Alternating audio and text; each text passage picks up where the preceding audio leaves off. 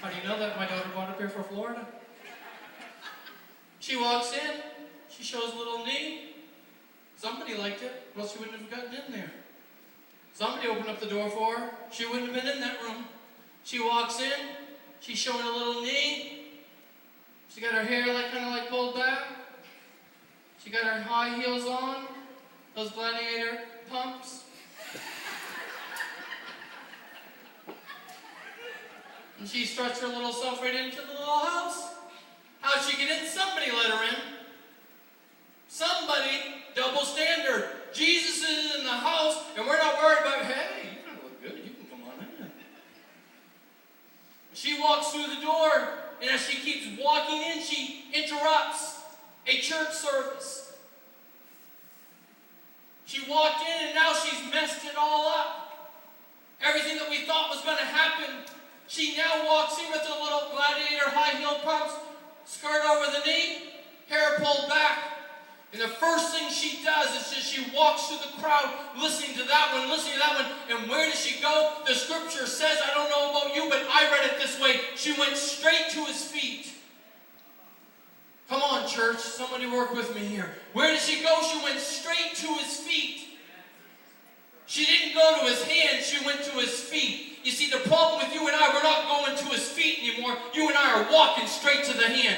Give me, give me, give me, give me, give me. Come on, somebody, that's good preaching right there. Whom the Son sets free. I'm here to tell you, you know what? We're not going around the altar anymore. We're not getting around there praying it through anymore. And yet, every time someone comes to the altar, you know what we say? Oh, it won't last this time. Every time someone gets to the altar, you know what? I'm believing God's going to turn it around for somebody in this room. I know it happened for me one day. I know I had people saying, well, there's that preacher's kid. He's a no good for nothing. I tell you, in the last 2 weeks, every demon hell's trying to fight my mind and my memory. But I'm here to tell you, I know who I am in Jesus Christ. And I'm here to tell you, there's always going to be a some say.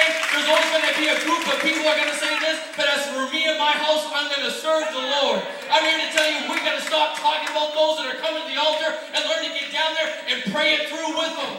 If we would pray it through with them, you know what? Lives would be changed forever. I don't know about you, but everybody I read that met Jesus and went to his feet, they were changed forever. They didn't go back a month or a year later and go back to their sinful ways. They gave it to God, and when they said they were healed, and they went out believing, and they went out testifying and telling others about the message of Jesus Christ. Well, we've gotten too familiar. We've even gotten so familiar that this little way of teaching this passage of Scripture is kind of like a new little thing for us.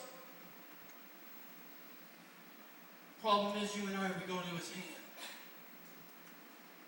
We're not going to the feet anymore. We're not weeping. We're not thanking him. We're not praising him. We're not finding ourselves saying, God, all I want to do is long to sit at your feet. This woman, she was just glad to sit there. She was just so glad to sit there. She was so excited. You just don't know what I've been going through. You just don't know what. I mean, I've had all of you talking about me. I'm just so glad to sit here and